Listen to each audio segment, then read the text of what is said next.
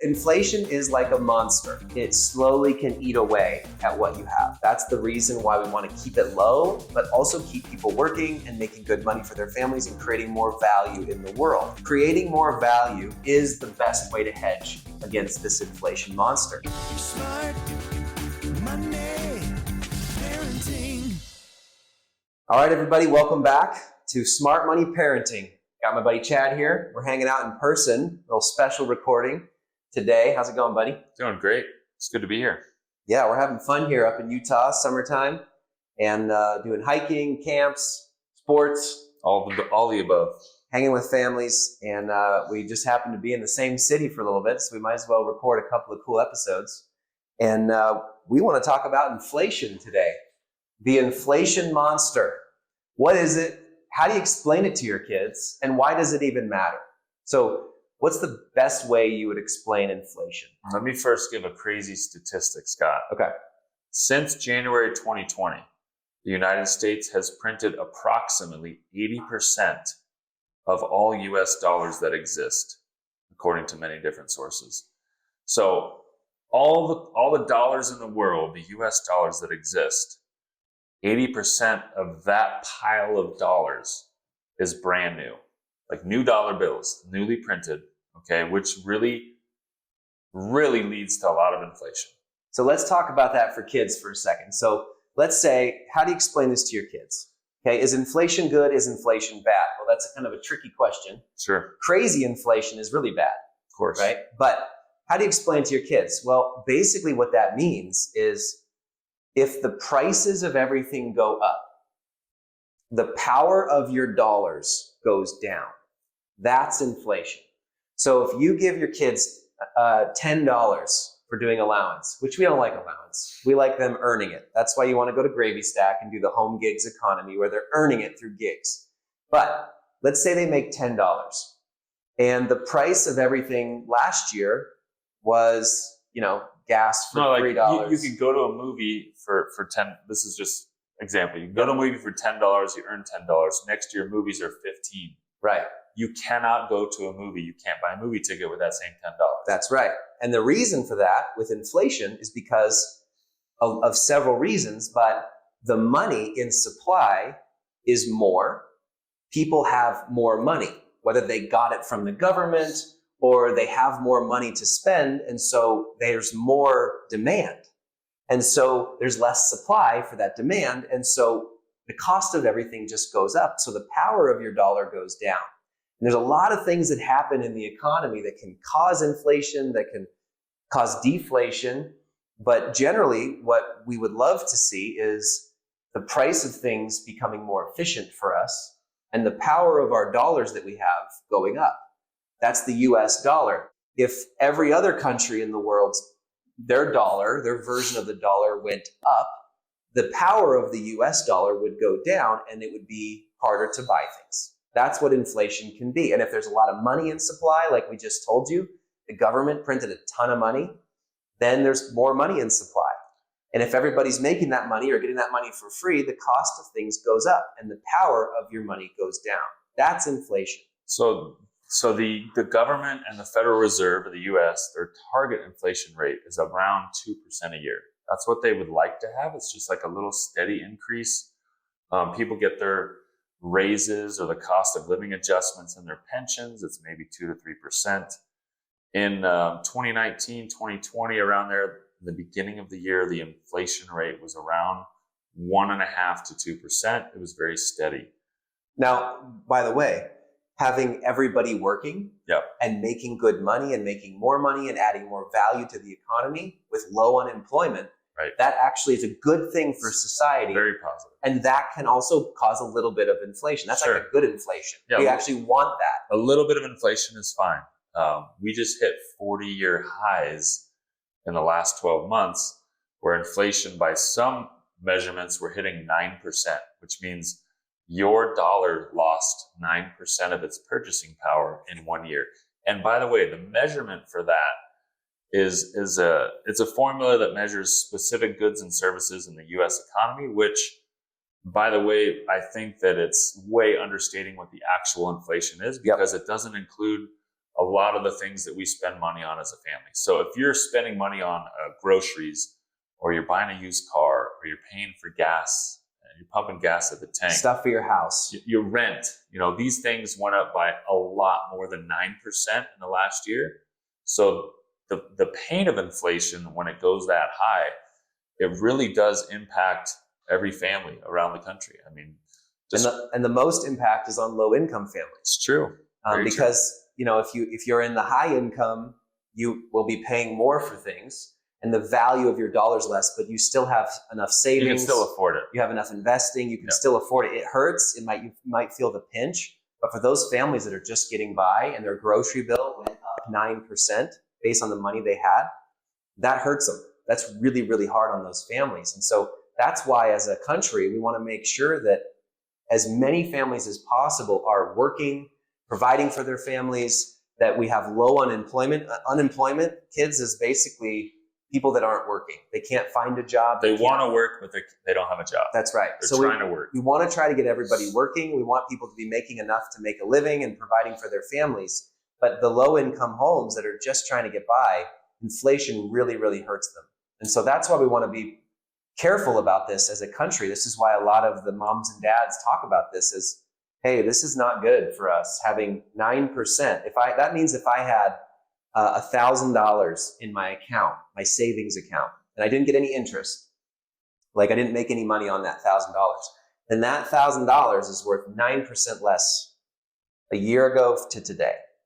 I wouldn't imagine year after year. Yes. If inflation, let's say, is 5 to 10% year after year, after 5 or 10 years, if your money isn't growing, it's losing a lot of its purchasing power. It's becoming way less valuable. Right. That's something I talk to families all the time about. It's just like making sure your money is actively growing, because if it's not invested for growth over the next 10 years, if it's just in the drawer or in the safe and it's in the bank earning 0%, then it's going to lose power to inflation year after year. And after 10 to 20 years, that's going to be a big difference. Like think of the stuff that cost when we were a kid. What did stuff cost? I mean, you can go to the movies for a couple bucks, and we're not that old. Yeah. When I got my driver's license, I paid under $1 for the first time for what? For a gallon of gas. Oh wow, yeah, It was like 99 cents. 99 cents for the first month of having my driver's license, and then it went up, and now it's $5. Six in some place. Well, I live in California. Yeah, it depends. Yours is crazy. That's why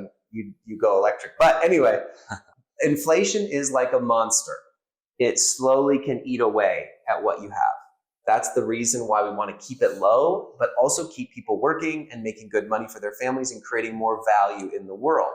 Creating more value is the best way to hedge against this inflation monster. And that's why we talk about the importance of having your money work for you. Right. Having your money work for you is like having these guardians and these warriors protecting what you have against that inflation monster, right? And so you want to make sure that the money that you have is invested. You want to make sure that it's being put to good use.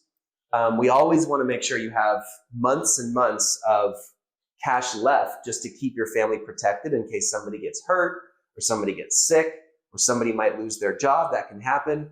So you want to make sure that you have a few months, up to 6 months is what we like to say, of cash to protect the family. But against emergencies. Yep, emergency expenses. That's our favorite water balloon fight in Gravy Stack.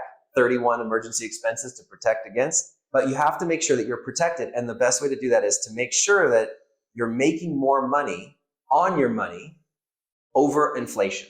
So if inflation is 9%, then you have to find something to get to as close to or above 9% with your money. And that's what can happen in the stock market, in real estate, in a diversified investing account, to have your money go to work for you to protect your wealth.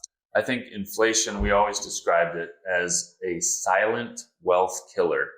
So if families have retirement accounts and they're investing, let's just say $100,000, and it goes down to $95,000, they can see it. And so they say, oh, my account lost 5%. My account lost $5,000 last year. What they don't see is the impact of inflation and the loss of purchasing power. So it is like a silent tax. It's a silent wealth killer. It certainly hurts the value of what you have in the bank account or in your mattress or wherever you hide your money. So I think it's critical that we teach our kids what inflation is. And things will get expensive over time. Like the average cost of a house in California today versus 25 years ago is unbelievable. Double, more than double. At least. Like you can't get a regular house for under $500,000. So how do you graduate college and buy a house for $500,000 or more?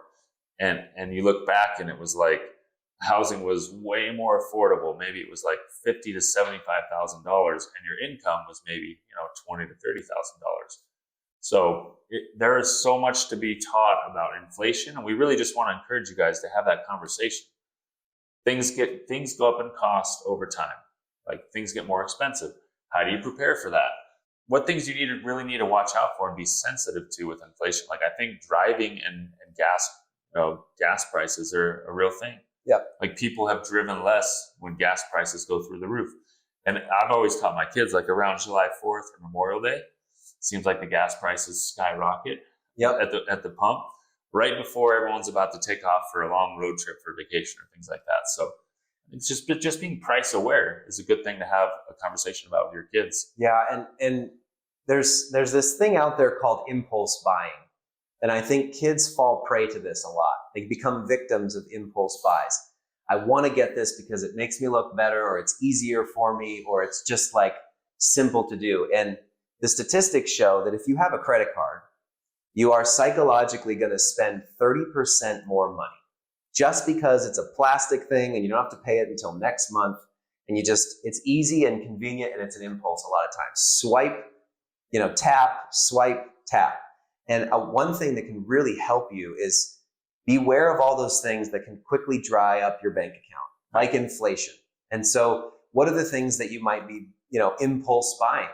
I really want to get this toy. I really want to get this game. I really want to get this technology or this app or this, whatever you're buying. Make sure you're being smart about it, that it helps your future instead of just solves an immediate want. You have to be really, really careful of those other things that are like secretly just pulling away at your funds. You have to make sure that you're saving and investing. That's saving and investing are critical ways to protect against the inflation monster. 100%. Not spending more than you make helps you protect against the inflation monster. Always save more than you spend. Okay, always make more than you spend so that you can have some to save and invest. And then the biggest thing I would say is think about the things you're learning every day that can create value in the world, that can create value for yourself, that can be great for your earning potential, that can be of value to other people, that's financially rewarding to you. Invest in those things. Spend time learning those things. There are simple skills all around the world that are extremely valuable to a lot of people that you can master very quickly, right? That's the kind of stuff that protects against this inflation monster. And if you're worried about college right now and you're in high school, we might talk about this on the next one. Make sure that what you're doing is going to add a lot of value to the world around you. Material value, emotional value, spiritual value, but it's a net benefit to the world. Well, I would say, by the way, Scott, just a fun fact for you to discuss with your family. 2 areas where you can really see a lot of inflation are healthcare costs and college costs. Cost of college and the cost of healthcare are so high. And so they've grown way faster than inflation has. Correct. That's what we're saying. Correct. So inflation, let's say, is trotting along right here around 2-3%. And you've got healthcare and college between 5 and 10% a year, just out of control. So at some point, I think that has to come to a head. It has to break. The cost of college cannot keep going up at the pace it's been going up and still be affordable to most people. So one thing to think about is when you get an education, and this doesn't just happen in college. This starts when you start your education in elementary school, middle school, high school. Be learning skills that add value to yourself, your family, your friends, your community, and the world around you. That's how you have to think. Learn things that are useful. You learn things that are useful. Not just theory for 12 years. Yes. And then I don't have any skills. I don't have anything that I'm interested in that I can do that earns money for my family, for my future. It's got to be things that are you got to stay with the times. Inflation is there. It's a real thing. And if you're spending hundreds of thousands of dollars on college education in your family. Like, make sure that they're learning things that are useful and practical, so you don't graduate with a ton of debt and no skills. And we'll talk about that on the next episode. There we go. All right, so that's the inflation monster and how to explain it to your kids and why it's valuable for you to learn. I think the secret win of this episode is we just taught most of the parents what inflation was. So thank you guys for listening and watching, viewing, and subscribing.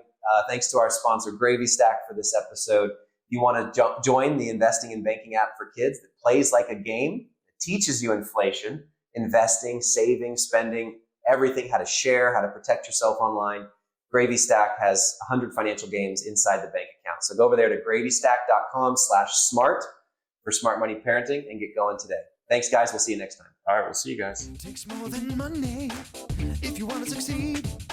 You gotta know what to do with it. You gotta take the lead. You gotta give them confidence. You gotta make them smart. If your kids are gonna thrive, now's the time to start. Smart money parenting.